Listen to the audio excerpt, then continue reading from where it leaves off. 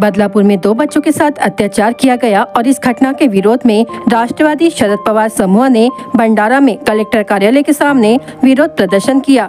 Collector को ज्ञापन देकर मांग की गई कि दोषी को जल्द से जल्द फांसी दी जाए और गृह मंत्री देवेंद्र फडणवीस को तुरंत इस्तीफा देना चाहिए। विरोध प्रदर्शन में बड़ी संख्या में कार्यकर्ता मौजूद रहे। बदलापूर येथे 3.5 वर्षाच्या 2 मुलीवर ज्या पद्धतीने अमानुष अत्याचार झालेला आहे, सरकार मागे 8 दिवस झाले अजूनपर्यंत कोणतीही कारवाई करत नाही।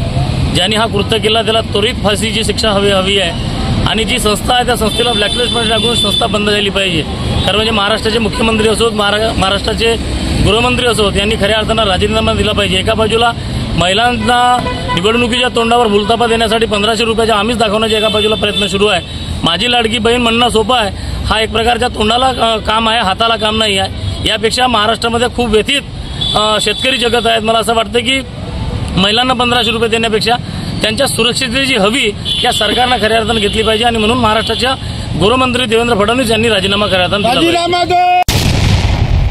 माझं नाव अनिता गजबी आहे, मी महिला जिल्हा अध्यक्ष राष्ट्रवादी शरदचंद्र पवार भंडारा। आमच्या हेच मागण्या आहेत की आमच्या ज्या महिलांवर अत्याचार होऊन राहिले आहेत त्याच्यासाठी आम्हाला आई बहिणीला सर्वांना न्याय हवा। आम्हाला हे 1500 रुपये नको हवा, आमच्यासाठी सुरक्षा हवी आहे।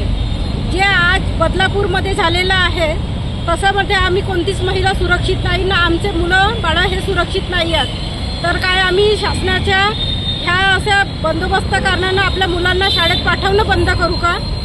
ह्यासाठी आमच्या राष्ट्रवादी शरदचंद्र पवार साहेबांच्या पक्षाकडून आम्ही हा निवेदन आज देण्यात येत आहे आणि आमचा आज हा आंदोलन करण्यात येत आहे। मी त्यांच्या याच्यासाठी निषेध व्यक्त करत आहोत आणि आमचा उपमुख्यमंत्री साहेबांना असा हे आहे की त्यांनी राजीनामा देऊन द्यावे, गृहमंत्री साहेबांनी असे आमच्या पक्षातर्फे त्यांना विनंती आहे की आमच्या महिलांना सुरक्षित वातावरण देऊ शकत नाही तर ती काय महाराष्ट्र सांभाळतील अशी आमच्या महिलांकडून त्यांना निषेध करण्यात येत आहे।